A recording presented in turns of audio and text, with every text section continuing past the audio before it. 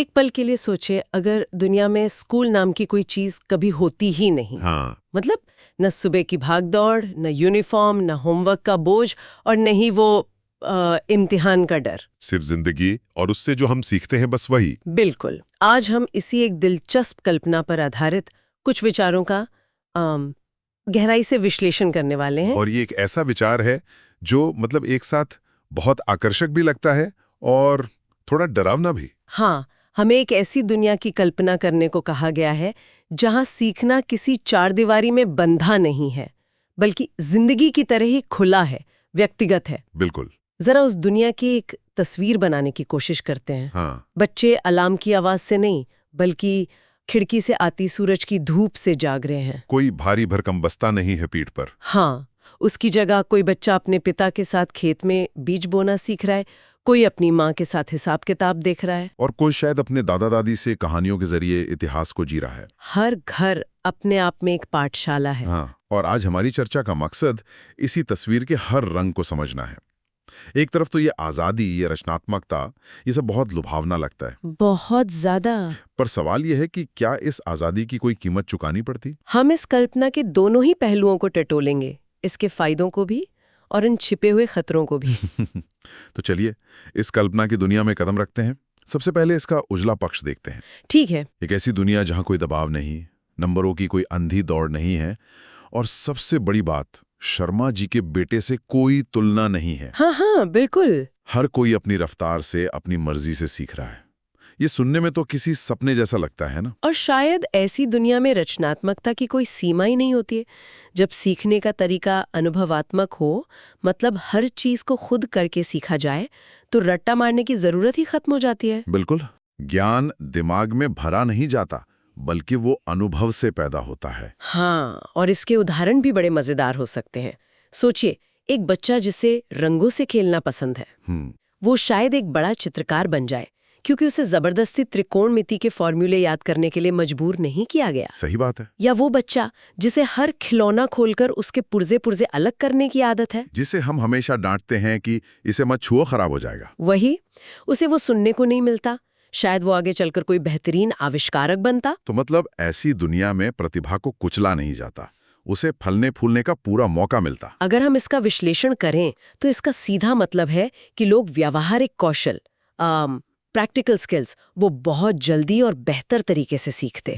जैसे पैसा कैसे कमाना है, कैसे खर्च करना है, लोगों से बात करके अपना काम कैसे निकालना है, किसी समस्या का व्यावहारिक हल कैसे खोजना है। ये तो जिंदगी के वो हुनर हैं जो शायद किताबी ज्ञान से ज्यादा जरूरी हैं। बिल्कुल। ये तो बहुत बड़ी बात है। आज की शिक्षा प्रणाली पर सबसे बड़ा आरोप यही लगता है कि वो असल दुनिया के लिए तैयार नहीं करती। हाँ, ये शिकायत तो आम है। बच्चे डिग्रियां तो ले लेते हैं, लेकिन मतलब असल जिंदगी में कैसे जीना है ये नहीं सीख पाते। सही का। लेकिन यहाँ एक और गहरा पहलू है, मानसिक स्वास्थ्य का। अच्छा। जरा सोचिए, जब समाज में अव्वल आने या टॉप करने का कोई पैमाना ही नहीं होगा, तो क्या डिप्रेशन और एंजाइटी जैसी समस्याएं अपने आप कम नहीं हो जाएंगी? शायद हाँ, क्योंकि वो जो एक दूसरे से आगे निकलने की होड़ है वो ही खत्म हो जाएगी। बिल्कुल। जब सीखने की प्रक्रिया एक आनंददायक खोज बन जाएगी, न कि एक तनावपूर्ण प्रतियोगिता, तो उसका असर पूरे समाज के मानसिक सुकून पर पड़ेगा। ये सब सुनने में इतना अच्छा लगता है कि यकीन करना मुश्किल है। एक आदर्श दुनिया जहां हर कोई खुश है, रचनात्मक है। पर मेरे मन में एक सवाल बार बार आ रहा है। बताइए। उस बच्चे का क्या जो एक छोटे से गांव में पैदा हुआ है, जिसके माता पिता शिक्षित नहीं है? इस आदर्श दुनिया में उसकी कहानी कैसी होगी? और आपने उस नस पर हाथ रख दिया जहां से एक खूबसूरत सपना टूटना शुरू होता है। अच्छा। यहीं से चीजें जटिल होनी शुरू होती हैं। सबसे बड़ा और बुनियादी सवाल उठता है समानता का। समानता का। अगर स्कूल नहीं होते तो क्या हर बच्चे को सीखने का बराबर मौका मिलता? शायद बिल्कुल नहीं। मतलब स्कूल सिर्फ एक इमारत नहीं है, वो उससे कहीं ज्यादा है। बिल्कुल।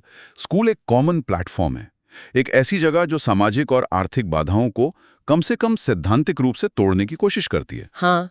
आज एक गरीब परिवार का बच्चा भी एक सरकारी स्कूल में जाकर पढ़ लिख सकता है और बड़े सपने देखने की हिम्मत कर सकता है। और ये भी तो है कि स्कूल ही वो जगह है जहाँ एक अमीर व्यापारी का बच्चा, एक किसान का बच्चा, वाह, और अलग अलग धर्मों और जातियों के बच्चे एक ही बेंच पर एक साथ बैठते हैं। सही बात है। ये सामाजिक एकता का पहला और सबसे जरूरी पाठ है जो किसी किताब में नहीं पढ़ाया जा सकता।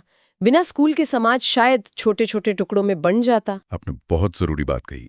और इसी को आगे बढ़ाएं तो ज्ञान कुछ ही लोगों की जागीर बनकर रह जाता। मतलब ये उन लोगों का विशेषाधिकार बन जाता जिनके पास संसाधन है, यानी जिनके माता पिता पढ़े लिखे हैं, जिनके घर में किताबें हैं, या जो अपने बच्चों को सिखाने के लिए किसी विशेषज्ञ को रख सकते हैं। अच्छा, तो ज्ञान ऊपर से नीचे आने की बजाय कुछ खास परिवारों में ही कैद होकर रह जाता। बिल्कुल।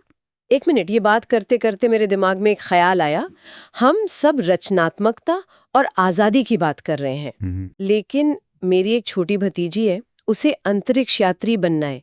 अगर स्कूल ना होते तो क्या उसे कभी पता भी चल पाता कि ब्लैक होल क्या होता है या रॉकेट कैसे उड़ता है? ये बहुत अच्छा सवाल है। उसका सपना तो शायद शुरू होने से पहले ही दम तोड़ देता। यही इस कल्पना का सबसे बड़ा विरोधाभास है। हो सकता है कि हम कुछ चित्रकार बचा लेते, लेकिन शायद हम हजारों वैज्ञानिकों, डॉक्टरों और विचारकों को खो देते। और स्कूल सिर्फ अकादमिक ज्ञान ही तो नहीं देता। हम उन कौशलों को कैसे भूल सकते हैं जो किताबों से परे हैं लेकिन जिंदगी के लिए उतने ही जरूरी हैं? जैसे कि अनुशासन। हाँ, अनुशासन, समय सीमा का पालन करना और एक टीम के साथ मिलकर काम करना। ये वो चीजें हैं जिन पर हमारा ध्यान ही नहीं जाता। हम इन्हें सॉफ्ट स्किल्स कहकर नजरअंदाज कर देते हैं, क्योंकि ये हमें सीधे तौर पर सिखाई नहीं जाती। हम उन्हें स्कूल के माहौल में रहकर अनजाने में ही सीख जाते हैं। मतलब सुबह की असेंबली में लाइन में अनुशासन से खड़ा होना। हाँ, एक ग्रुप प्रोजेक्ट को समय पर पूरा करने के लिए टीम के सदस्यों के साथ तालमेल बिठाना, या मंच पर चढ़कर कांपते हुए भी 2 शब्द बोलना। सही बात है। ये सब असल दुनिया में काम करने का एक अनौपचारिक प्रशिक्षण ही तो है। और सामाजिक पहलू भी तो है। जिंदगी भर चलने वाली दोस्ती की नींव, पहला क्रश, टीचर से बेवजह की डांट, ये सब अनुभव हमें एक इंसान के तौर पर गढ़ते हैं। बिल्कुल। बिना स्कूल के हम शायद ज्यादा आजाद तो होते, पर उतने ही अकेले और भ्रमित भी हो सकते थे। दिशा के बिना मिली आजादी कभी कभी भटका भी तो सकती है। स्वतंत्रता और संरचना के बीच एक बहुत नाजुक संतुलन होता है, और स्कूल हमें वो संरचना देने की कोशिश करता है। हाँ, शायद वो हमेशा कामयाब नहीं होता, लेकिन उसकी कोशिश यही होती है। चलिए इस चर्चा को अब और बड़े पैमाने पर देखते हैं। समाज और अर्थव्यवस्था पर इसका क्या असर पड़ता? मान लीजिए कोई स्कूल नहीं, कोई यूनिवर्सिटी नहीं, तो नौकरियों का क्या होता? जब किसी के पास कोई डिग्री या सर्टिफिकेट ही नहीं है, तो कंपनियां ये कैसे तय करती कि किसी काम के लिए कौन योग्य है? यहाँ भी 2 पहलू हैं। एक तरफ शायद एक शुद्ध कौशल आधारित प्रणाली विकसित होती, मतलब जहां किसी व्यक्ति की योग्यता को उसके कागज के टुकड़े से नहीं बल्कि उसके काम से आंका जाता। आपका काम ही आपका रेज्यूमे होता। इससे तो उन लोगों को बहुत फायदा होता जो प्रतिभाशाली तो हैं पर इम्तिहान में अच्छे नंबर नहीं ला पाते। बिल्कुल। लेकिन इसका एक दूसरा ज्यादा खतरनाक पहलू भी तो है। वो क्या? बिना किसी मानक प्रणाली के कोई भी फर्जी व्यक्ति खुद को विशेषज्ञ बता सकता था।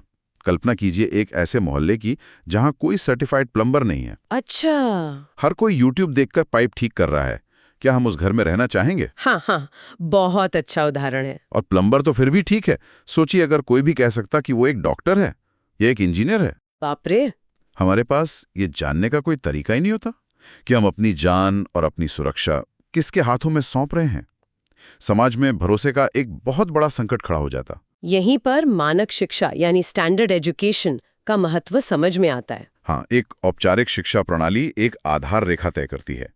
ये सुनिश्चित करती है कि समाज के हर व्यक्ति को गणित, भाषा और विज्ञान की एक बुनियादी समझ हो, चाहे वो भविष्य में कोई भी पेशा चुने। ये एक कॉमन भाषा की तरह है। बिल्कुल, जो समाज को एक साथ जोड़े रखती है। इसके बिना समाज में गलत सूचना, अफवाहें और अंधविश्वास बहुत तेजी से फैल सकते थे। मतलब अगर लोगों के पास तथ्यों को परखने का बुनियादी ज्ञान और आलोचनात्मक सोच नहीं होगी, तो वो किसी भी बात पर आसानी से यकीन कर लेंगे। बिल्कुल, और इसका सीधा संबंध लोकतंत्र से भी है। वो कैसे? क्या बुनियादी शिक्षा के बिना लोग खबरों और प्रोपेगेंडा के बीच का फर्क समझ पाते?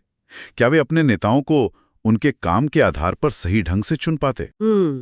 ये तो मैंने सोचा ही नहीं। शिक्षा सिर्फ नौकरी पाने का जरिया नहीं है, वो हमें एक जिम्मेदार नागरिक बनाती है।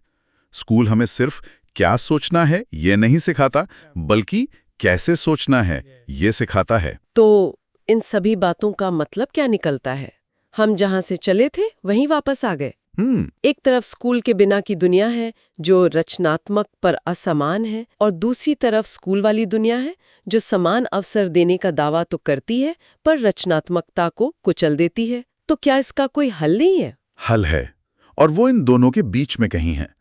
इन विचारों के मुताबिक समस्या स्कूल के होने या न होने में नहीं है। तो फिर किस में है? समस्या हमारे सिस्टम के पुराने यानी आउटडेटेड हो जाने में है।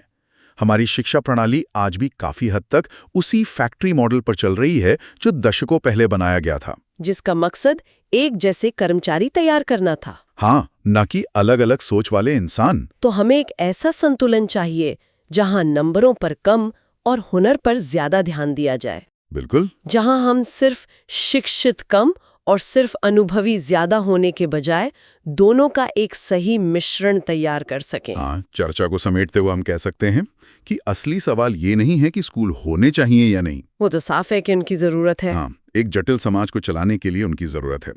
असली सवाल ये है कि स्कूल कैसे होने चाहिए।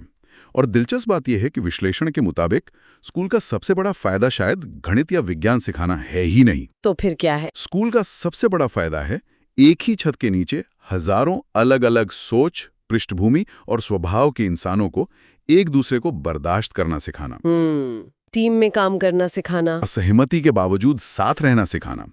शायद स्कूल ज्ञान से ज्यादा धैर्य और सामूहिकता का पाठ पढ़ाते हैं। और यही वो चीज है जिसे हम सुधारते वक्त खोने का जोखिम नहीं उठा सकते। बिल्कुल। तो हमें आज के जमाने के हिसाब से स्कूलों को बदलने की जरूरत है, लेकिन उनके मूल उद्देश्य को बचाकर।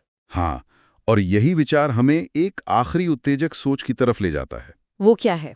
हमें ऐसे स्कूलों की जरूरत है जो सिर्फ मार्क्स बनाने वाली मशीन न बनाएं, बल्कि ऐसे इंसान बनाएं जो सोच सकते हैं, महसूस कर सकते हैं और समाज में एक सकारात्मक योगदान दे सकते हैं। ऐसे स्कूल जो किसी बच्चे की अनोखी प्रतिभा को दबाए नहीं, बल्कि उसे पहचान कर सही दिशा दें।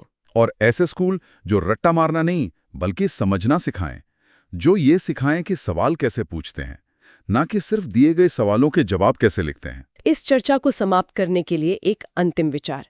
शायद एक आदर्श दुनिया वो है जहां स्कूल और असल जिंदगी के बीच की दीवार गिर जाती है। जहां सीखना एक बोझ नहीं, बल्कि एक रोमांचक खोज बन जाता है। एक ऐसी जगह जहां हर दिन बिना किसी डर के कुछ नया सीखने को मिलता है और जहां असफलता को सीखने की प्रक्रिया का एक जरूरी हिस्सा माना जाता है, न कि शर्मिंदगी का कारण।